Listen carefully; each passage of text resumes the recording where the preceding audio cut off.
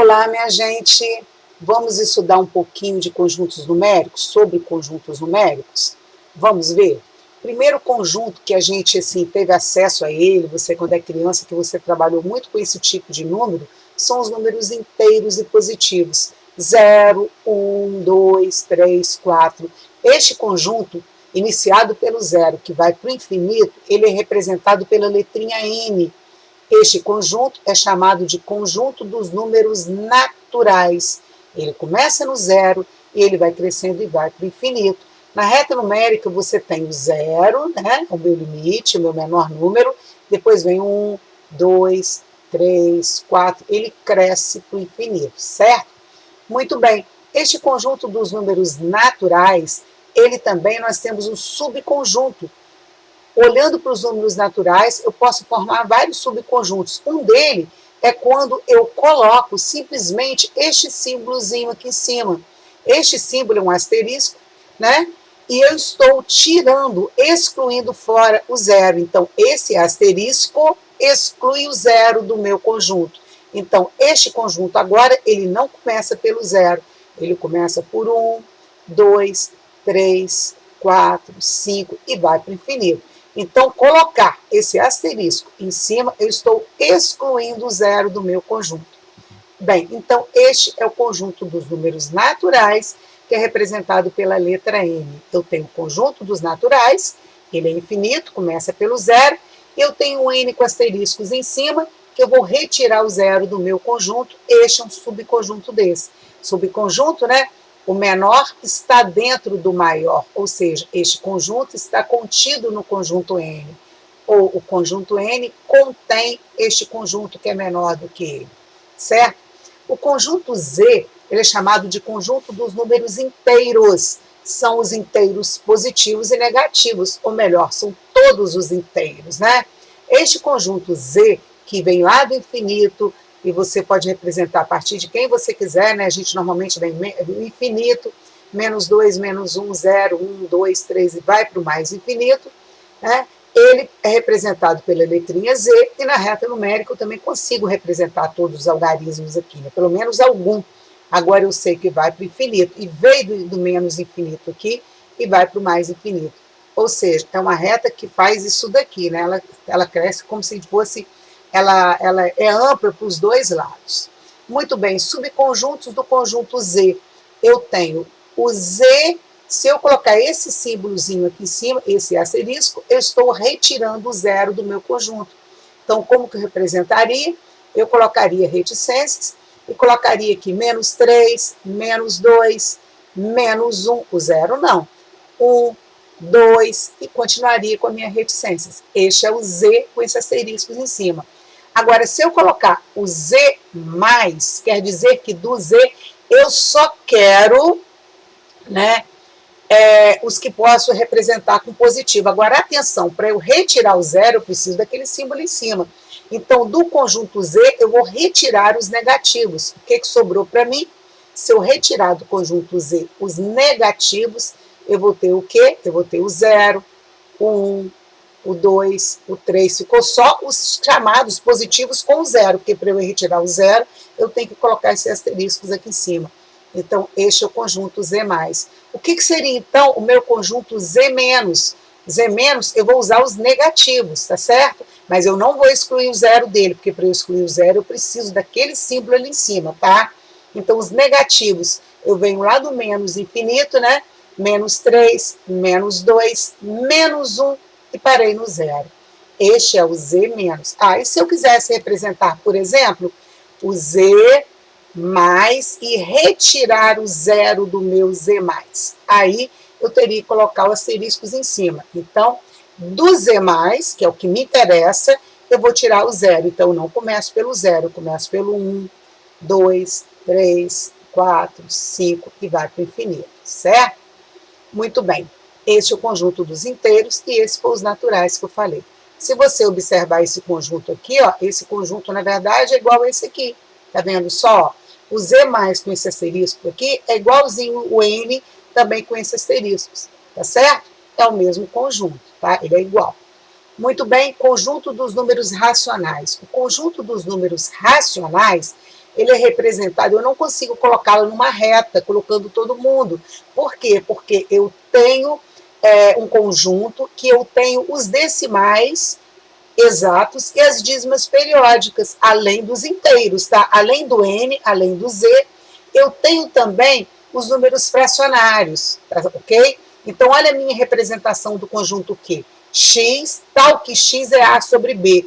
Mas olha a condição de existência. O meu A pode ser qualquer número que pertence a Z, mas o meu denominador não pode ser zero. Olha quem mora nos racionais. Alguns exemplos aqui, ó. Qualquer número inteiro, tá certo? 2, menos 3, né? Mora os decimais exatos, 1,23 é 23 sobre 100, e as dízimas periódicas, aquela que eu sei que é o próximo algarismo, né? E toda dízima periódica eu consigo representá-la por uma fração. Tem sempre uma fração que gerou essa dízima, que a gente chama de fração geratriz. Então, se eu fosse montar um esquema aqui, ó, aqui está a reta dos racionais. Se eu fosse fazer um esquema, eu colocaria os naturais, que são os inteiros positivos. Aqui está o meu conjunto Z. No meu conjunto Z, eu tenho os naturais, que são os inteiros, positivos. Eu tenho também os inteiros negativos. Mas acontece que o meu conjunto Q está aqui, certo? Quem mora no meu conjunto Q? Mora os inteiros positivos e negativos, ou seja, mora todos os inteiros, mas mora também aquelas frações, certo? As frações, que eu posso, por exemplo, dar um exemplo aqui, ó, uma fração decimal, 1/5, 1/5, certo? Eu posso colocar 1,333, é uma dízima, é um decimal exato, certo? Esse 1/5 seria o 0,2, ó, 10 dividido por 5, 0,2. 0,2 é um decimal exato. E uma dízima periódica, 1,333. Por que periódica? Porque eu consigo saber quem é o meu próximo número que eu tenho aqui, tá? O que é relação à mesma coisa. Eu posso colocar o que, se eu quero excluir o zero dele, eu uso o símbolo asterisco. Eu posso também pedir para você só o que mais, eu posso pedir para você somente o que menos, certo? É o conjunto dos números racionais.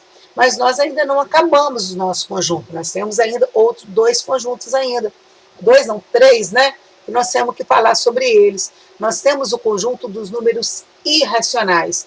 O número irracional não tem fração que gerou, não pode ser escrito na forma de uma fração. São as dízimas não periódicas. É uma dízima que eu não consigo saber quem é o próximo algarismo. Aqui, olha, 1,4142135, sei o que é o próximo número, eu não sei. Por exemplo, a raiz quadrada de 2 é um irracional. O π, por exemplo, é um número irracional, 3,141592,6, que é o próximo número, eu não sei. O E, né? O E 2,7182818, eu também não sei que é o próximo número. Então, pessoal, não se esqueçam que o irracional, representado pela letrinha I, ele não pode ser representado por fração, certo? Aqui está o meu conjunto aqui, ó, natural, vermelhinho, o azul é o inteiro, depois nós temos os racionais e o irracional. Se você observar, o número, ou ele é racional, pertence aqui, ou ele é irracional. O número não pode ser os dois ao mesmo tempo, ou ele está do lado de cá, ou ele está do lado de lá, certo? Aqui está o conjunto dos racionais. E aqui está o conjunto dos irracionais. Eu não tenho ninguém que faz parte dos dois.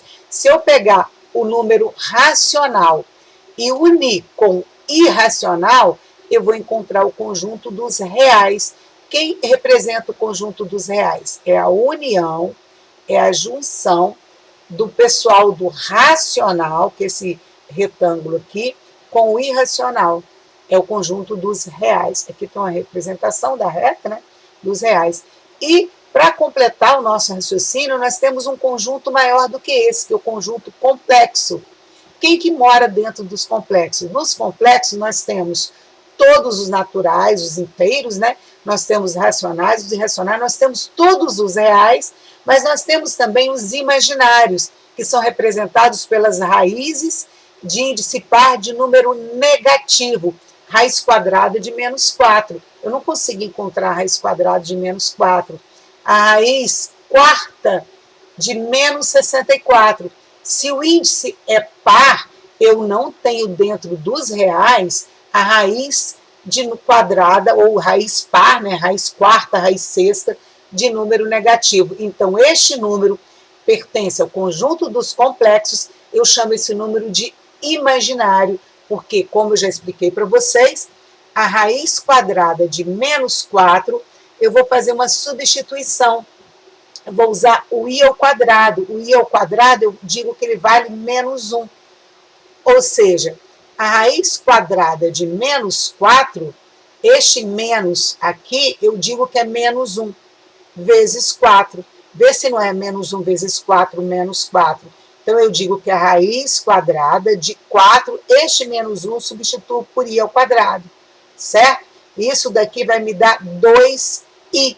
Então, a raiz quadrada de menos 4 vai ser 2i, certo? Então, este i me representa unidade imaginária, tá? Isso daqui vai ficar para depois a gente faz uma abordagem melhor na parte de números complexos, tá certo?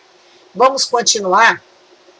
Aqui eu já coloquei para vocês, né, o sinal de mais, retira os negativos. Se eu coloco z mais, estou retirando do z os negativos, certo? Se eu coloco z menos, eu retiro do z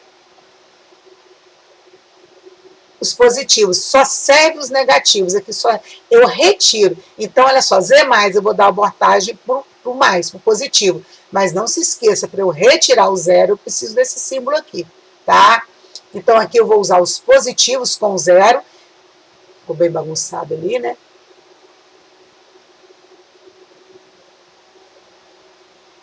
Ali eu vou usar os positivos, incluindo o zero. Aqui eu vou usar os negativos, incluindo o zero.